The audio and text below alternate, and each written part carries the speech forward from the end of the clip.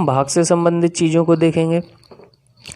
भाग से संबंधित चीज़ों में देखिए, जैसे मान लीजिए कि आपको क्या करना है, ये भाग का चिन्ह होता है, ठीक है। तो मैंने ये बताया कि राइट साइड से जिसके साथ ये लगा होता है उसी का ही चिन्ह होता है। मतलब 4/2 का मतलब है कि 4 पे भाग देना है 2 का। इसको इस तरह से लिखते हैं, देखो इस तरह से होता है। आप भाग देते थे तो इस तरह से भाग दिया करते थे, ठीक है।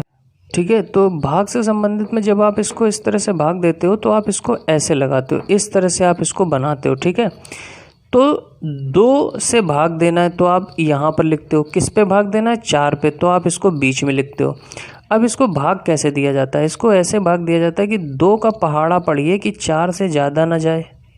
तो कितनी बार गया, 2 बार, तो 2 बार गया, तो आप इसको देखिए 2 4 कितनी बार गया, 2 बार, तो जितनी बार जाए 2 1 कम 2 2 दूनी 4, 2 बार गया तो उसको यहाँ लिखते हो। जितनी बार भाग जाता है उसको यहाँ लिखते हो, और जो आता है जैसे 2 दूनी कितना आया, 4, उसको यहाँ लिखते हो, और फिर इन दोनों को घटा दिया जाता है। तो 4 में 4 गए 0, तो ये जो बचता है ये 1 आता है।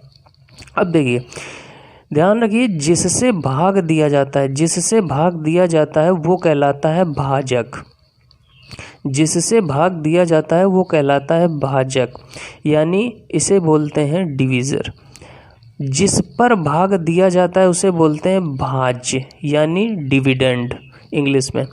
जिस पे भाग दिया जाता है उसे बोलते हैं भाज्य, और जितनी बार भाग जाता है उसे बोलते हैं भागफल। क्या बोलते हैं, भागफल, यानी कोसेंट। और जो बचता है बाद में, जो बाद में बचता है उसे बोलते हैं शेष, यानी जो शेष बचा तो शेष फल, यानी रिमाइंडर इंग्लिश में बोलते हैं। आई होप आप समझ गए होंगे। तो जैसे 675 भाग 8 करना है, यानी 8 का भाग लगाना है हमें 675 में। तो सबसे पहले देखिए कितनी बार जाएगा। अब देखो हम यहाँ पर भाग दें, क्या 8 का भाग 6 में जाएगा, नहीं, छोटी है संख्या, क्योंकि जो भाग होगा 8 1 कम 8 8 दूनी 16, तो मिनिमम 8 तो होना ही चाहिए। तो 6 पे तो जाएगा नहीं। फिर हम क्या करते हैं, अगर भाग नहीं जाता तो 1 अंक और बढ़ा देते हैं।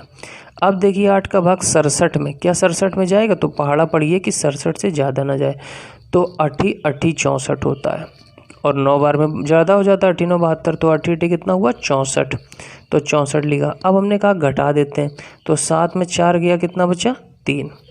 अब फिर क्या करते हैं, जो अगली संख्या होती है उसको उतारते, तो हमने उतारा 5।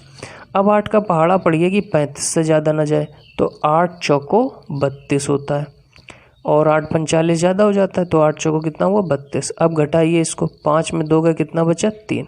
अब तो कुछ है नहीं, तो ये बच गया। तो क्या हुआ, ये जो आया आपका, ये आया आपका भागफल, और ये जो आपका आया, ये आया शेषफल, ठीक है। और ये क्या था, ये था आपका भाजक, और ये क्या था, भाज्य था, ठीक। तो अब पॉइंट से संबंधित, जैसे दशमलव से संबंधित आपको भाग देता है तो आपको कैसे करना है। जैसे आपको दशमलव से संबंधित भाग देता है तो आपको कुछ भी नहीं सोचना, दशमलव आपको डिस्टर्ब नहीं करेगा। देखिए आपको ये समझना है कि दशमलव नहीं है, करना क्या है, 15 का भाग क्या 7 में जाएगा, नहीं, 1 अंक और बढ़ाएंगे, तो 15 का भाग 76 में जाएगा, बिल्कुल जाएगा। कितनी बार, 5 बार, तो 15 पना कितना होता है, 75। हासिल कितना, अब देखिए यहाँ घटाया तो कितना आया, 1 आ गया।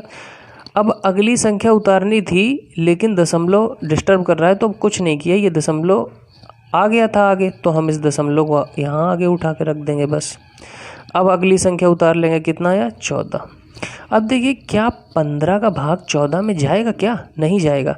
तो अगर उतारने के बाद भी भाग ना जाए तो फिर हम कहेंगे कि भाग न खाई बिंदी, जो छोटे में पढ़ा था, मतलब 0 बार भाग जाएगा। आपको एक 0 बढ़ाना पड़ेगा। अगर उतारने के बाद भी भाग नहीं जा रहा है तो आपको इधर भागफल में 1 0 बढ़ाना होगा, फिर अगली संख्या आप उतार पाओगे। अब देखिए 15 का भाग पढ़िए कि 145 से ज़्यादा ना जाए, तो 15 नवैया कितना होता है, 135, तो ये 135 आ गया। अब घटाया, 5 में 5 गए 0, 4 में 3 गए 1। अब अगली संख्या उतारी, अगला अंक उतारा 3। अब 15 का पहाड़ा पढ़िए 103 से ज़्यादा ना जाए, तो 15 छक्का 90, क्योंकि 15 सत्ते 105 हो जाता है, तो ये आ गया 90। घटा लिया 3 आया और 10 में 9 गए 1, अब तो कुछ बचा नहीं, तो यानी 13 बचा। अब यहाँ देखिए ये जो आपका आया ये क्या आया, भागफल आया, और ये जो आया ये आपका क्या आया, शेषफल आया। ठीक है, तो अगर आपसे पूछा जाए कि 15 में का भाग इसमें देना है तो कितना भाग फल आएगा, तो आपका इतना भाग फल आएगा। ठीक, तो ये था अचर राशियों में जब हम भाग देते हैं उससे संबंधित। अब अगर हम चर राशियों का भाग देना हो तो क्या करेंगे। चर राशियां क्या होती हैं, मैंने पहले बताया था पहले लेक्चर में कि ए से जेड तक की राशियां जो होती हैं और चर राशियां कहलाती हैं। अचर और चर राशियाँ क्या होती हैं, जो नंबर्स होते हैं। तो जब राशियाँ बराबर होती हैं, जब राशियाँ बराबर होती हैं तो उनका भाग कैसे होता है, जब राशियाँ बराबर नहीं होती हैं तो उनका भाग कैसे होता है। तो देखिए जब राशियाँ बराबर हो, जैसे यहाँ भी x है और यहाँ भी x है और भाग लगाना है, भाग हमेशा ऐसे लगाते हैं एक्स स्क्वायर भाग x, तो इसको हम ऐसे भी लिख सकते हैं एक्स स्क्वायर भाग x। ठीक है, या फिर हमने कहा इस वाले से भाग लगाते हैं तो x भाग एक्स स्क्वायर ऐसे भी लिख सकते हैं। तो इन 3 तरीकों से हम इसको लिखा जा सकता है भाग को। अब आप देखिए गुणा करने में क्या होता था, घातें जुड़ जाती थी ना, घातें क्या होती थी, जुड़ जाती थी, लेकिन भाग करने में घातें घट जाती हैं, तो ऊपर वाली घात से घटा देते हैं। तो अगर यहाँ 2 है और नीचे कितना है 1 है, तो 2 में से 1 घट जाएगा तो x की घात कितना बचेगा 1। तो हम चाहे तो इसको बस x लिख लें, छुपी होती है एक घात। जैसे ही लिखा है x की घात 6 में भाग करना है x स्क्वायर का, तो हम इसे ऐसे बोलेंगे x की घात 6 भाग करना है x स्क्वायर का। तो ऊपर वाली घात से नीचे वाली घात क्या होती है, घट जाती है। तो x तो आया और 6 में 2 घट गया, कितना बचा 4 बचा। ठीक, समझ गए आप। अब अगर राशियां असमान हो यानी बराबर ना हो तो कुछ नहीं करते, बस जैसा लिखा है वैसा ही लिख देते हैं, कुछ नहीं होगा इसका। जैसे एक्स स्क्वायर वाई स्क्वायर लिखा है तो एक्स स्क्वायर बटे वाई स्क्वायर। हाँ, कहीं कहीं पर आपको क्या होगा, आपको ऐसा लिख देगा एक्स की घात 3 और y की घात -1। ये ऐसा इसलिए होता है क्योंकि यहाँ पर जो घात है वो क्या थी, 1 थी, और ऊपर जाती तो हमने क्या होती, घट जाती, इसलिए हम लिख रहे हैं इसको -1, क्योंकि ये -1 का मतलब घट रही है।